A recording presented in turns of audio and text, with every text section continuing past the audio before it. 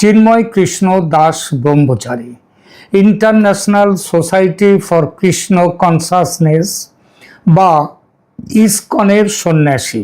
এছাড়া আরও বড় পরিচয় তার, তিনি বাংলাদেশ সম্মিলিত সনাতনী জাগরণী জোটের মুখপাত্র। চিন্ময় কৃষ্ণ বাংলাদেশের প্রায় 3 কোটি সনাতনী সম্প্রদায়ের মানুষের বড় আশ্রয়, তাদের বুকের আশা, মুখের ভাষা। তিনি শুধু সনাতনী হিন্দু নয়, হিন্দু, বৌদ্ধ, খ্রিস্টান, উপজাতি সম্প্রদায়ের মানুষ, যাদেরকে এক কথায় বলা হয় বাংলাদেশের ধর্মীয় সংখ্যালঘু সম্প্রদায়ের মানুষ, তারা যারা এতকাল অত্যাচারিত উৎপীড়িত হয়েছে কিন্তু মুখ বুজে সহ্য করেছে, তাদের মুখে ভাষা জুগিয়েছেন যে মানুষটি, তার নাম চিন্ময় কৃষ্ণ দাস ব্রহ্মচারী।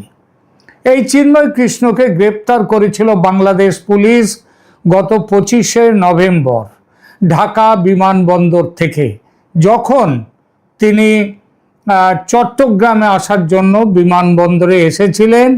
তখন তার বিরুদ্ধে দেশদ্রোহের গুরুতর অভিযোগ করেছিল বাংলাদেশের দেশপ্রেমীরা। তো সে দেশদ্রোহ কীরকম ছিল? সে দেশদ্রোহ ছিল একটি পতাকা টানানো নিয়ে, যেটা তিনি টানিয়েছিলেন তার কোনো প্রমাণ নেই, একেবারেই মিথ্যে অভিযোগ, দুরভিসন্ধি প্রসূত। তাকে জেলখানায় ঢোকাবার জন্যে হিন্দু সম্প্রদায়ের মধ্যে যে জাগরণ তিনি এনেছেন, সেই জাগরণ থেকে তাকে দূরে সরিয়ে রাখার জন্যেই এই নাটক, সেটা হচ্ছে ওই গ্রেপ্তারের নাটক। তবু তারপর থেকে এটা বিনা বিচার এবং কোনো অভিযোগই সেইভাবে নেই, তবু তারপর থেকে তিনি বন্দী আছেন জেলখানায় বিনা বিচারে। হ্যাঁ, 5 মাস অতিক্রান্ত, কিন্তু বিচার নেই। 5 মাস অতিক্রান্ত হওয়ার পরেও বিচার নেই, চার্জশিট নেই।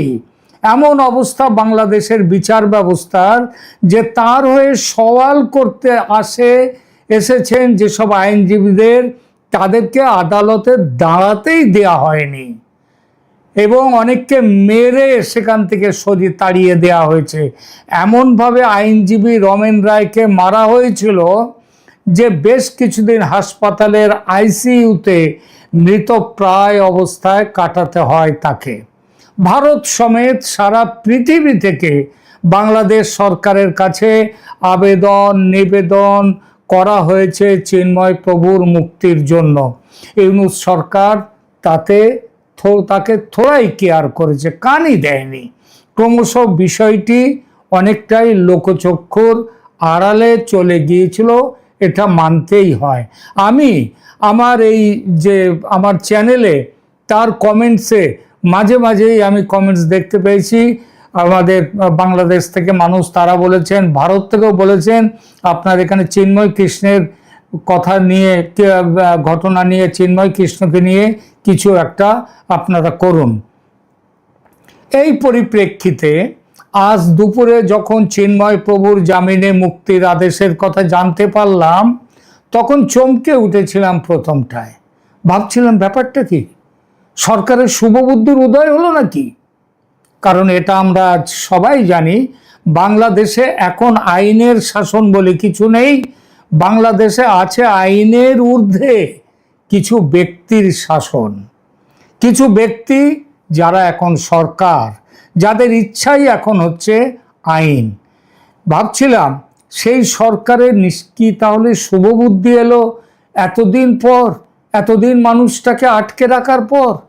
দেরিতে হয়েছে বটে, তারপর ভাবলাম যদি হয়ে থাকে সেটা তো খুব ভালো কথা। শুভবুদ্ধির যদি উদয় হয়ে থাকে, দেরিতে হয়েছে শুভবুদ্ধি, এটা ঠিকই। তবে ওই যে কথা আছে না, বেটার লেট দ্যান নেভার। তো কিন্তু এই ভাবনা যে ভুল ছিল আমাদের এবং সাধারণ মানুষের, সেটা জানতে ও বুঝতে বেশি সময় লাগলো না। আজ বুধবার 30শে এপ্রিল দুপুরে দীর্ঘ 5 মাস পর চিন্ময় কৃষ্ণের জামিন মঞ্জুর করেন ঢাকা হাইকোর্টের 2 বিচারকের ডিভিশন বেঞ্চ। 2 বিচারক হলেন জাস্টিস আতাউর রহমান খান ও জাস্টিস আলী রেজা। জানা গেছে সরকার পক্ষ থেকে জামিনের বিরোধিতা করা হয়নি, সুতরাং বিচারকরা জামিন মঞ্জুর করে দিয়েছেন। কিন্তু কিছু পরে দেখা গেল সরকার পক্ষ অন্যরকম চিন্তা করছেন। খুব সম্ভব সরকারের কর্তাদের মধ্যে মতভেদ আছে, এটা হতে পারে, অথবা সরকারের যারা কৌশলী থাকেন ওখানে তারা হয়তো ভুলে গিয়েছিলেন ব্যাপারটা, তাদের মাথায় ছিল না। আর সেই সময়ে তিনি জজ সাহেবরাও, তারাও তো সরকারের কথাতেই চলেন, তারা জজ সাহেবের পদে এখনো বসে থাকতে পেরেছেন সরকারের কথায় তারা তাল দিয়ে, এবং সরকারের গুডবুকে তারা আছেন বলে। তো যাই হোক, তারা এটা দেওয়ার ফলে যারা চিন্ময় কৃষ্ণকে এখন তারা তো দিয়ে দিলেন, রায় দিয়ে দিলেন যে জামিনের আদেশ দিলেন, কিন্তু যারা চিন্ময় কৃষ্ণকে আটকে রাখার পক্ষে তারা ওই কর্তাদের মধ্যে হয়তো তারা একটু দলে কম ভারী ছিল, কিন্তু এই রায়টা বেরোবার পরেই তাদের বেড়ে গেল, তাদের সংখ্যা বেড়ে গেল, দলবাড়ি হয়ে গেল, এবং তারা ছুটলেন এই আপিল জমা করতে এই আদেশের, জামিনের আদেশের বিরুদ্ধে। এই আপিলটা জমা হয় কোথায়? আমার মনে প্রশ্ন ছিল, কারণ বিভিন্ন সংবাদ মাধ্যমে বাংলাদেশে যেভাবে দেখতে পাচ্ছি ব্যাপারটাকে, তাহলে সেখানে অনেকেই লিখেছেন আপিলটা যেন মনে হচ্ছে ওই হাইকোর্টেই আপিলটা। কিন্তু আমরা তো জানি যে হাইকোর্টের সিঙ্গেল বেঞ্চের রায়ের বিরুদ্ধে যাওয়া যায় হাইকোর্টের ডিভিশন বেঞ্চে, আবার হাইকোর্টের ডিভিশন বেঞ্চের রায়ের বিরুদ্ধে যেতে গেলে যেতে হয় সুপ্রিম কোর্টে, আর সুপ্রিম কোর্টের সমস্ত বেঞ্চগুলো হয় ডিভিশন বেঞ্চ। এইটাই আমরা জানতাম। সুতরাং 2-একটা জায়গায় আমি দেখলাম একটা ভুল খবর লেখা আছে। একটা জায়গায় সংবাদপত্রে একটি সংবাদ মাধ্যম যেমন লিখেছে যে জামিন মঞ্জুর হওয়ার পরপরই সরকার পক্ষ আপিল করে হাইকোর্টেরই অন্য একটি বেঞ্চে, এবং সেই বেঞ্চ স্থগিতাদেশ দেয়। এই খবরে একটু ভুল আছে। বাংলাদেশেও হাইকোর্টের ওই ডিভিশন বেঞ্চের রায়, সেটা ওই হাইকোর্টের অন্য বেঞ্চ সেটা স্থগিতাদেশ দিতে পারে না। সেখানে বাংলাদেশের বিচার ব্যবস্থা অনুযায়ীও বাংলাদেশের হাইকোর্টের ডিভিশন বেঞ্চের অর্ডার বাতিল করার ক্ষমতা আছে আপিল বিভাগের। আপিল বিভাগটা কোথায়? সেটা রয়েছে সুপ্রিম কোর্টে। সুপ্রিম কোর্টের আপিল বিভাগ হাইকোর্টের রায় পর্যালোচনা করতে পারে এবং প্রয়োজন অনুযায়ী সেটা রাখতেও পারে, বাতিলও করতে পারে।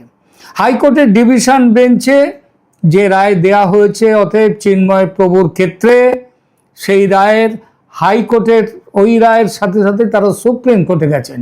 কিন্তু দেখুন কি প্রচণ্ড গতি! হাইকোর্ট রায় দেওয়ার ঘণ্টাখানেকের মধ্যে, ঘণ্টা 2-একের মধ্যেই সুপ্রিম কোর্টে আপিল দাখিল হয়ে গেল, এবং সেই আপিলের প্রেক্ষিতে শোনাও হয়ে গেল। আপিলের প্রেক্ষিতে যে একটা রায় পর্যন্ত অর্ডারও হয়ে গেল, সুপ্রিম কোর্ট দিয়ে দিল যে সেখানটায় তারা এই আইন, হাইকোর্ট যে রায় দিয়েছে ওকে আপাতত জামিনে মুক্ত করার, সেটা ছেড়ে দেয়া, সেটা আপাতত স্থগিত রাখা হলো। তো হাইকোর্ট এটা সাধারণভাবে এই রকম আপিলগুলো কোথায় যায় এই বিষয়েও বাংলাদেশ হাইকোর্টে, সুপ্রিম কোর্টের, বাংলাদেশের বিচার ব্যবস্থার কিছু নিয়ম কানুন আছে। কেমন সেই নিয়ম কানুন? অর্থাৎ আপিল কোন ক্ষেত্রে করা যেতে পারে, এবং হাইকোর্টের রায়ের বিরুদ্ধে আপিল তো গ্রহণ করতে হবে সুপ্রিম কোর্টকে আগে, তারপরে বিচারের দিন দিতে হবে। তা হাইকোর্টের রায়ের বিরুদ্ধে আপিল গ্রহণ করে সুপ্রিম কোর্ট,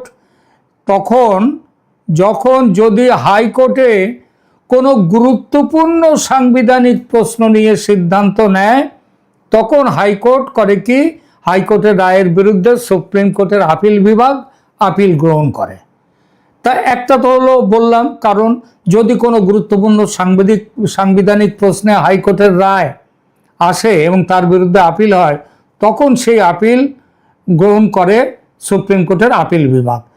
এছাড়া যদি হাইকোর্ট কোনো ব্যক্তিকে মৃত্যুদণ্ড বা যাবজ্জীবন কারাদণ্ড দেয়, সেক্ষেত্রেও সুপ্রিম কোর্ট আপিল গ্রহণ করে। এছাড়া যদি হাইকোর্ট কোনো